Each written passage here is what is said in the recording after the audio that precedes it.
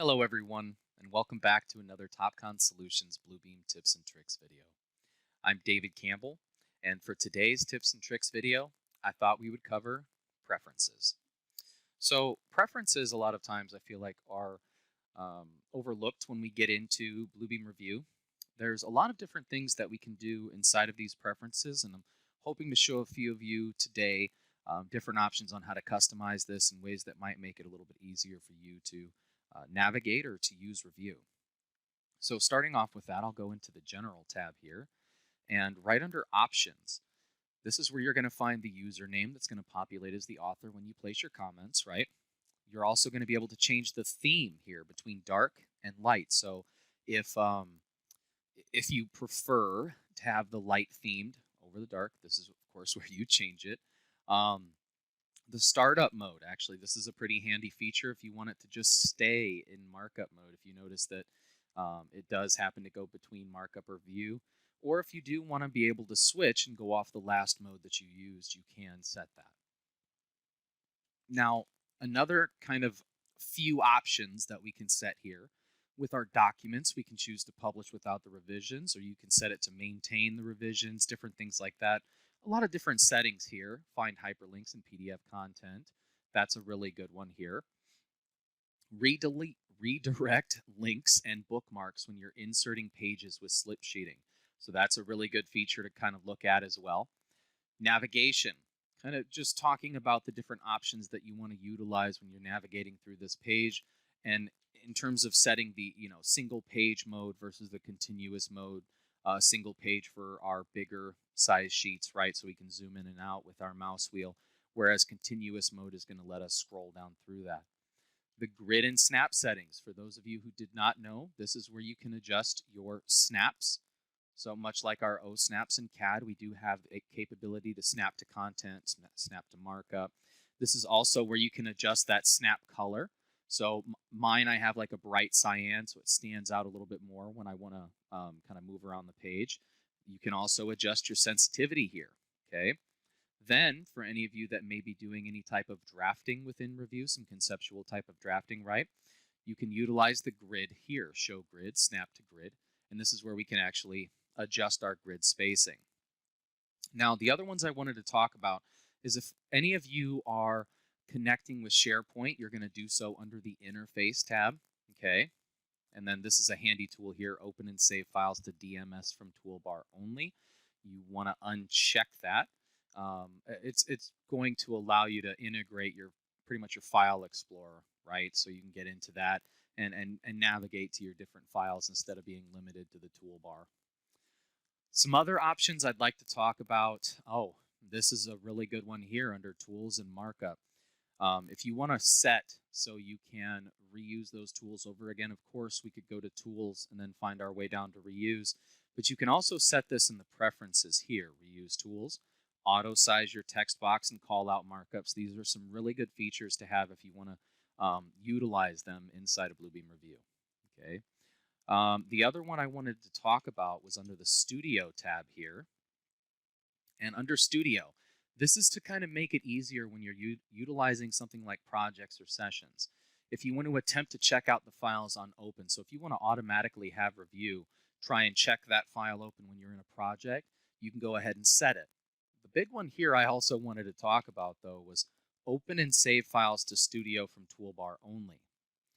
What we're doing with this is kind of, as I said there with the DMS kind of toolbar there, this allows us to open and save files directly to Studio without being in the Studio panel.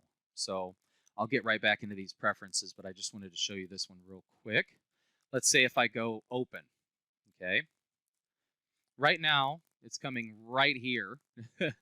Actually, it's probably because, of course, I'm not signed in. So another tip and trick if you're going to access Studio for any of these, go ahead and sign in. And after that, it'll let you access any of these projects and sessions. So again, we'll try that. File open. There we go. So you'll see here I can get into my project. Maybe if I get into my digital dashboard examples there, I can navigate into the project. And then it'll let me see any of the folders underneath that. Of course, I have permission to, right? Any folders, documents located there. I can go ahead and open those straight from my Window Explorer, again, instead of going through the Studio tab here. All right. Now let me get back into the preferences. And we were on Studio. Now, the other options that I'd really want to talk about, one being under the advanced, and this is something that I talk about with a lot of different people if you are experiencing any speed or rendering issues with Revu. Some things that you can try are getting into the preferences here.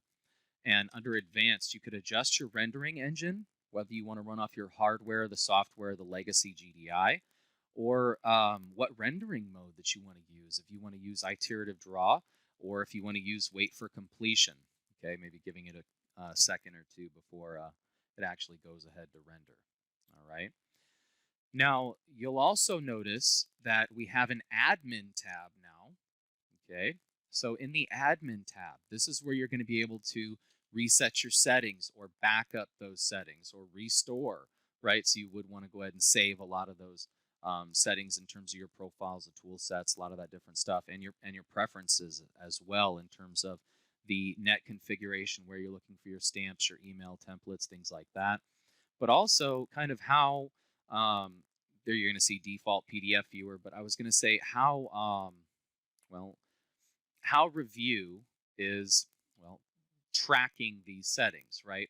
Now, what I'm saying in terms of that is that when we get these settings all together, the net config, and we get some of our options in terms of our settings here and what we have set in our preferences, as well as what we have for the print settings, any tool sets, profiles, a lot of kind of standardization can take place, and we can start preparing this to export it, right? And maybe use something like this for our deployment. So kind of snap back to that IT kind of focused tips and trick video I did on deployments a few weeks ago. You can go ahead and, like I said, set up all of these different settings, the preferences, all the tool sets, the net config, everything like that, and utilize this in your deployment to help with ease of use, right, in adoption or implementation of Bluebeam Revu. But also, making sure that users don't have to navigate to this, preferences and Studio tab to know that in order to uncheck this, that's what gives them access to navigate to Studio without having to go through the Studio panel. Little things like that. The tool settings, of course, we might not have to standardize. Some of the signature stuff we could, if you're pulling anything from a common source.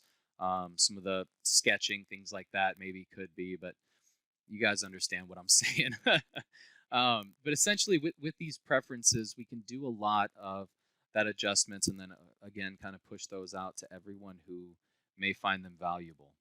All right, so thanks again for joining me for another Topcon Solutions Bluebeam tips and tricks video.